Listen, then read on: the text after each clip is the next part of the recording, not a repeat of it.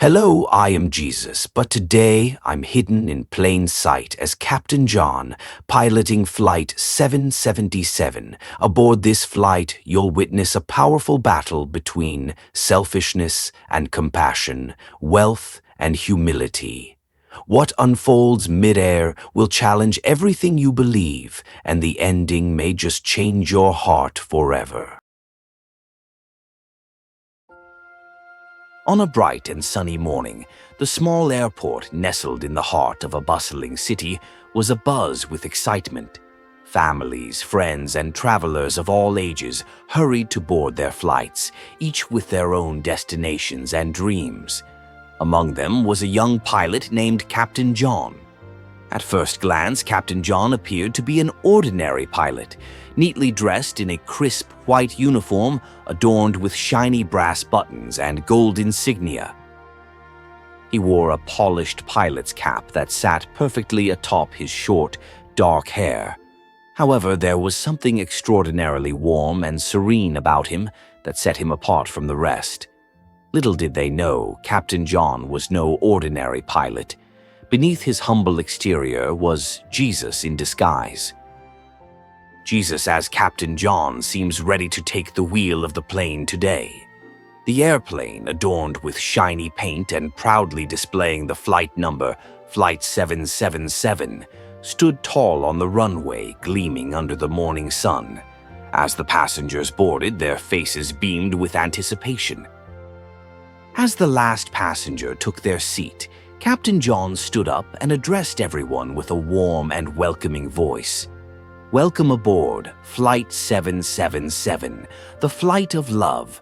Let's embark on a journey filled with love and compassion together." The passengers clapped and cheered, feeling the warmth and sincerity in Captain John's words. Little did they know, this flight would be unlike any other they had ever experienced. As the plane soared higher into the sky, Captain John skillfully guided the aircraft, the engines humming steadily as they ascended.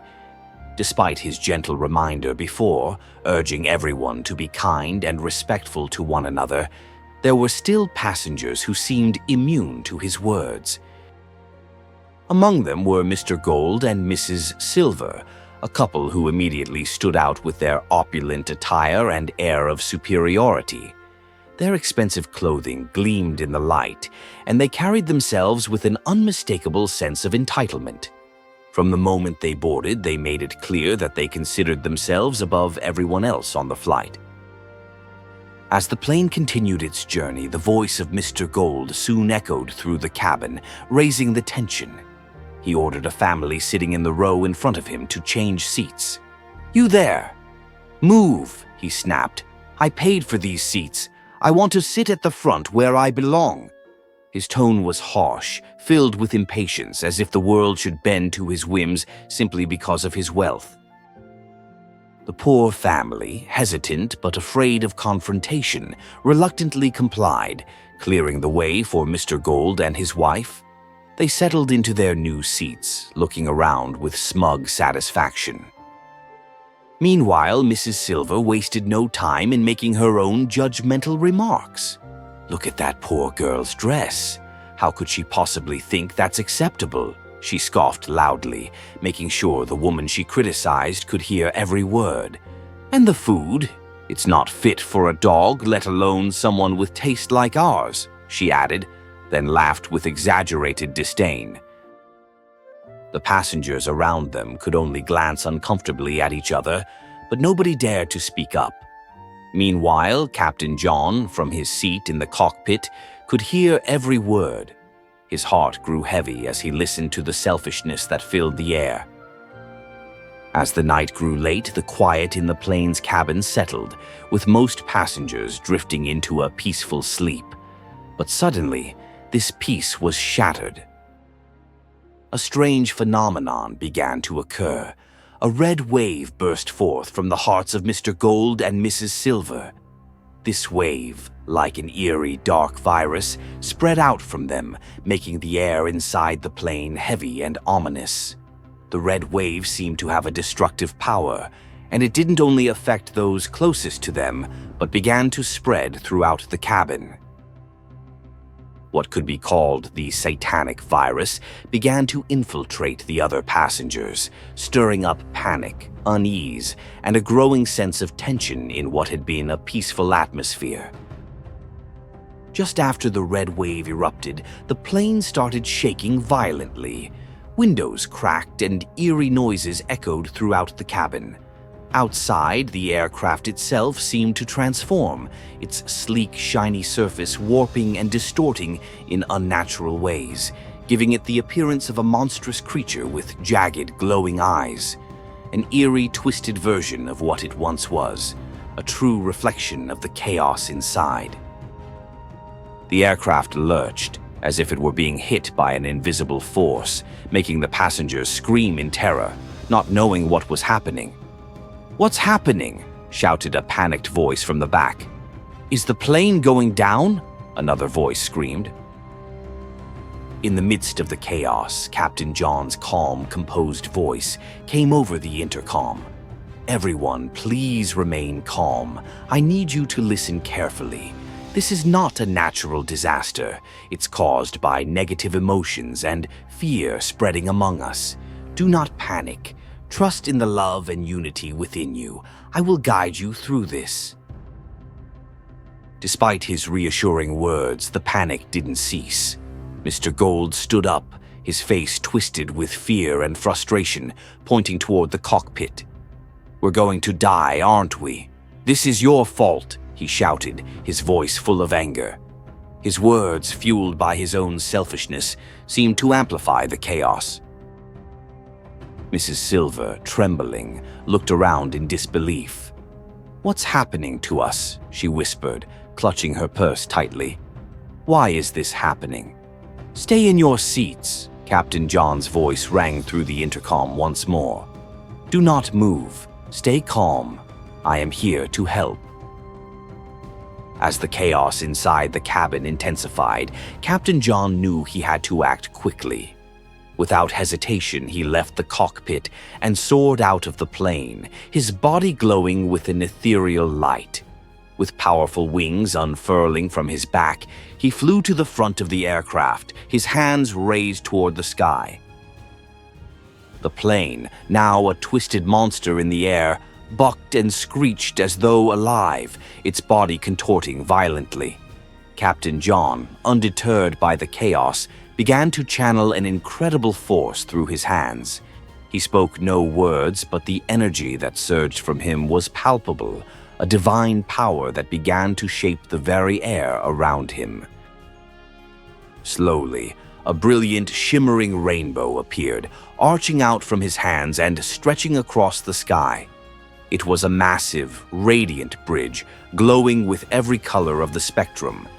The rainbow slid down from the heavens like a giant slide, reaching from the twisted wreck of the plane to the soft green meadow below, offering a path of salvation for all the passengers aboard. One by one, the passengers, wide-eyed and in disbelief, began to glide down the rainbow slide, their bodies gently floating and twisting down the ethereal path. The moment their feet touched the soft, cool grass of the meadow, they exhaled deeply, still shaken but safe. The terror of the plane seemed distant now, replaced by a profound sense of calm. The passengers stood in awe on the meadow, breathless, some still trembling from the frightful experience. As they gathered their senses, they realized that the danger was over, and they were alive, thanks to the extraordinary actions of their pilot. "Thank you, Captain. You saved us all," a woman shouted, her voice full of gratitude. "Thank you so much. We thought we were going to die." Another man added, his voice cracking with emotion. Mr. Gold and Mrs. Silver found themselves kneeling on the grass, overcome with shame and gratitude. "Please," Mr. Gold said with a quiver in his voice, "let us reward you, for what you have done is beyond human ability. Name your price and it will be yours." Captain John, however, smiled gently. "I do not need your rewards," he said softly, his voice carrying a warmth that seemed to embrace every soul there. "I did this not for gain, but to show you something far more precious, love and kindness." Mrs. Sliver looked puzzled. "Then who are you? What kind of man can perform such miracles? Tell us, please." Just as the words left his mouth, Emma, a little girl who had witnessed everything with wide eyes, gasped. She had been quietly observing Captain John, and now she could see the truth. Her eyes widened as she pointed at his hands. "Wait, look," she cried. "Those scars, they are the scars of Jesus." The crowd fell silent, looking at Captain John's hands. The scars, just like those of the crucifixion, were unmistakable. It was then that the truth became clear to everyone. Emma, trembling with awe, said aloud, "This is no Pilate. This is Jesus the Savior." A murmur of disbelief and awe rippled through the crowd. One by one, they began to understand, their faces filled with realization and reverence. The divine light that radiated from Captain John's being became undeniable. Captain John nodded, his eyes filled with peace and love. "I am here to teach you about love and compassion. Remember, it is not me who matters, but the love you share with one another.